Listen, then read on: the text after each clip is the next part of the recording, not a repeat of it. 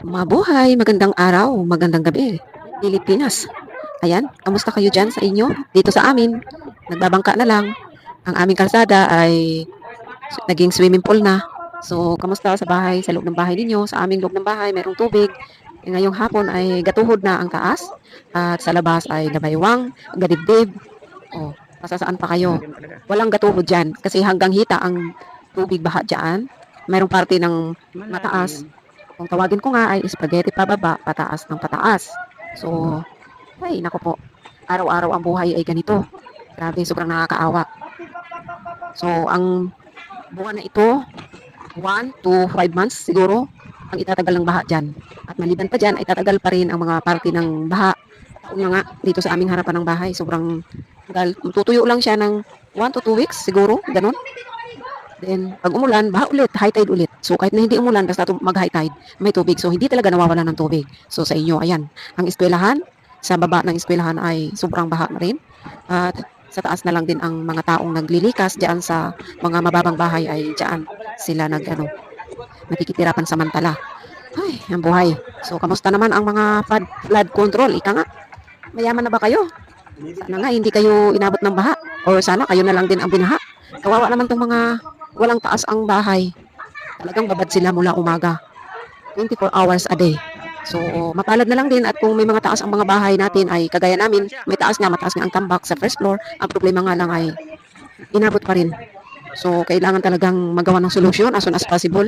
Kasi, tingnan mo ang pamilihan, sobrang inabot din, medyo mababa pa yan.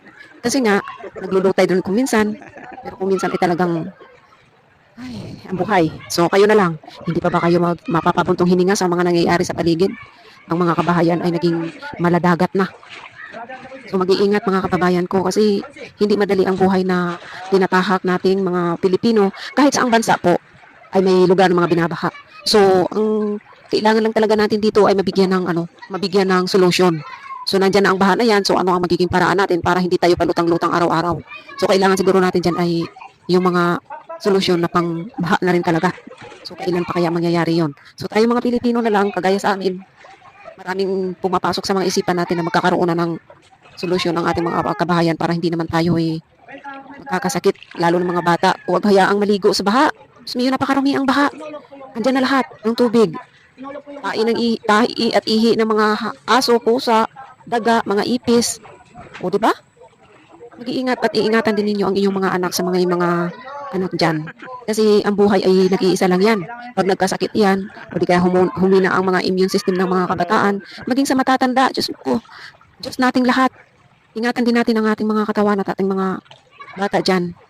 Ay, nakita ko na naman ang bahay. Ayan ang magandang bahay dyan na bumungad sa harapan. Bahay nila ang Kildong. Napakaganda. Pero yan, mataas yan. Pero inabot pa din ang first floor. So, swerte na lang talaga pag ang mga bahay ay may taas. Kagaya sa amin doon ay kahit pa paano pinalad naman tayo magkaroon ng taas, pero hindi pa rin tayo pinalad doon sa baba. Kasi nga, kahit pa paano ay inabot pa rin. So, maraming, ang solusyon kasi talaga dyan, yung mga bahay na mga ginagawa na at gagawin pa, ay kailangan magkaroon ng taas talaga. So, marami na rin bahay dyan na mga naabandona na rin.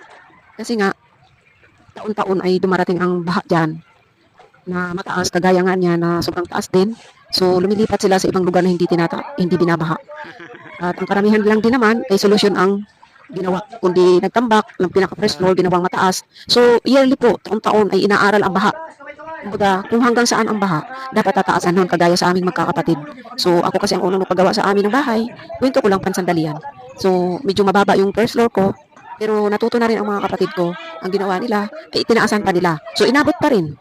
Mataas na yun. Inabot pa din ng siguro mga isang dangkal na lang din ang taas. Ang inaabot na tubig sa loob ng bahay nila.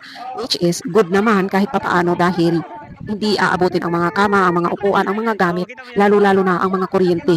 Dahil napakadelikado ang kuryente sa loob ng bahay kapag inabot. So, kailangan mong i-off lahat ang connect mo, lalo na sa kuryente. So, ayan. Ang tanging naipapayo ko lamang ay kung magpapagawa pa lang kayo ng bahay ninyo, make sure at siguraduhin mabuti na mayroong taas. Hindi man tayo patambakan ng mas mataas kasi mahal po ang panambak sa bahay. Lupa, ibilhin, sayang din nga yun. Pero, kailangan Kaya kung may taas lang din, okay lang din kung may taas. Basta mayroong CR, mayroong very convenient pag maglakad-lakad na lubid sa loob ng Lalim, boss, bahay no? kasi napakadelikado nga po talaga. So ayan, ang masasabi ko lang, ang bawat isa ay mag-iingat. Tingnan mo, napakarami pa rin talaga ang maraming mababang bahay.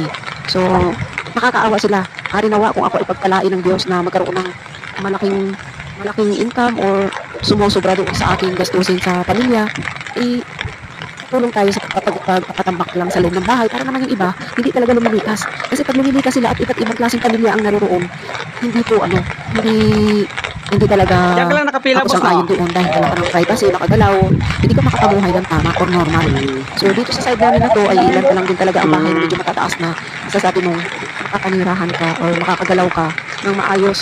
Kasi talaga, tayo, kamusta? So ayan, Mamaya, Oo.